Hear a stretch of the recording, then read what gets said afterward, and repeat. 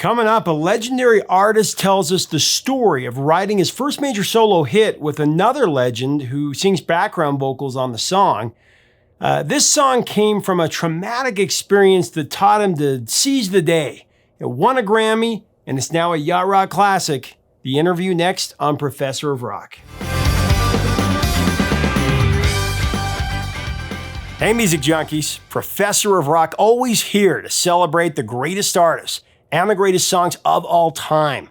If you're passionate, truly passionate about the greatest music of the rock and roll era, you're going to want to subscribe below to this channel so you don't miss out on our daily episodes.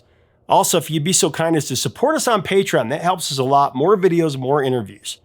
Today, we're introducing a feature that I'm really jazzed about.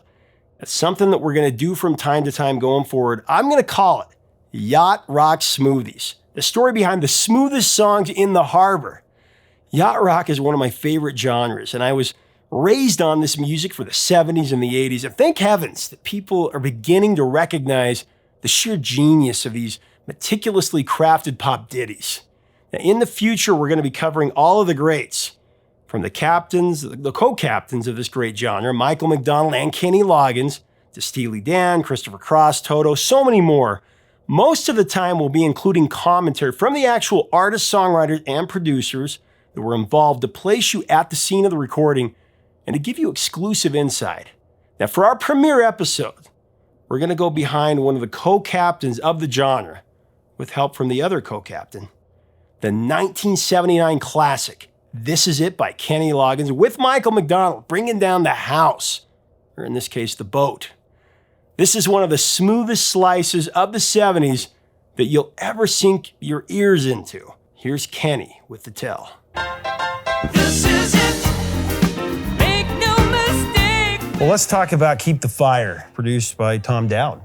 Yeah, Tommy Dowd. Another one of the strange ones. Yeah, well, I know that he was there. Interesting guy. Ray Charles, he was the one that had the idea to turn What Did I Say into two parts. I didn't know that.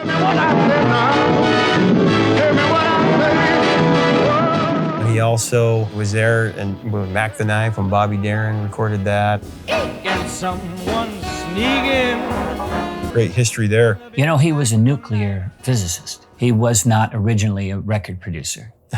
He turned his back on that part of the world when, I guess, the atomic shit hit the fan, and decided that he was going to make music instead. And he did a great job. But for me, Layla was the defining moment for Tommy Dowd.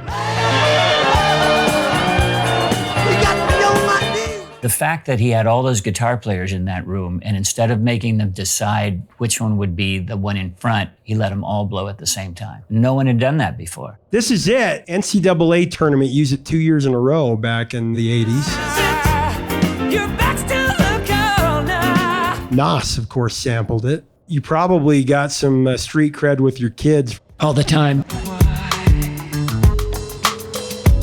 We will survive no matter what. Tell me the story about This Is It, because it's a really cool story. Because it started out kind of as a love song. I'll give you the whole version. The first song Micheal and I wrote together was What a Fool Believes.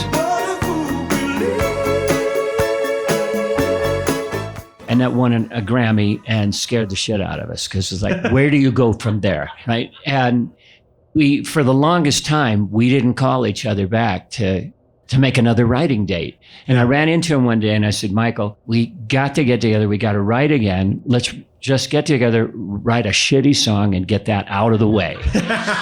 Because that's what we're scared of, right? So just do that and then put that over there. And so the second song we wrote, the shitty song we wrote, was This Is It, which ended up winning a Grammy too. Yeah, they won a Grammy for Best Pop Vocal. But when we wrote it, we had 2 lines of lyric that came with the initial melody.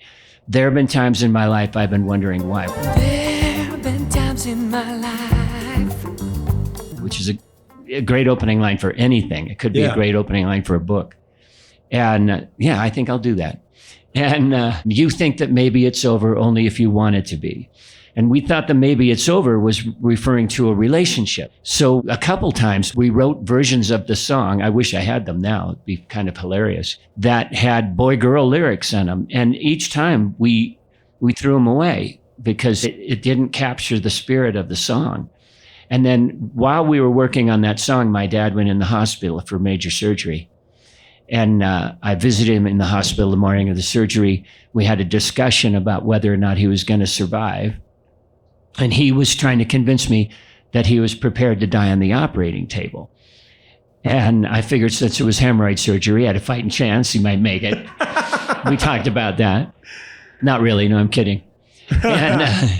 And so while I was waiting for the surgery to be over, I went back to write with Michael. And then when we got to the line, "You think that maybe it's over only if you want it to be," then I knew what the song was about. And I just described to him what I'd been doing all morning. And he went, "Absolutely, let's write that." But I like to joke that we knew that the song was about the NBA playoffs. And so we wrote it as a life and death moment for that. Do or die, Yeah. March Madness. Do you mind playing a little of it? Well, sure. Not to put you on the spot, but... This is the Redwoods version. Yeah. There have been times in my life I've been wondering why. Still, somehow I believe. Now I'm not so sure. You're waiting to hear one good reason to try. Lord, what more can I say?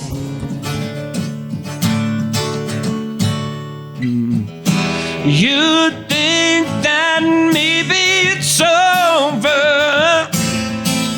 Not if you don't want it to be.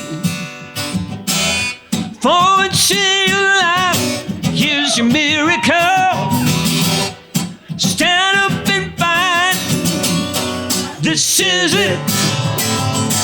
Make no mistake where you are. You're going a little further. The waiting is over. Etc. Yeah! Sounds wonderful. Thank you.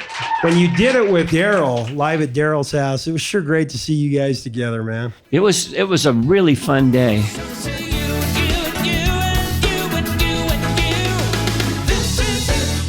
Thank you for watching.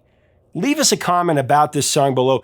Give us your thoughts on Kenny Loggins and Michael McDonald, Mick D. What other Yacht Rock classics should we celebrate in the future?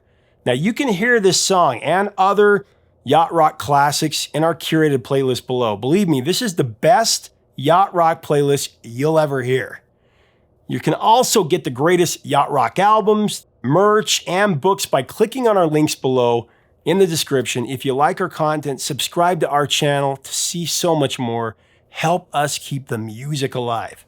Until next time, 3 chords and the truth, my friends. Stay safe.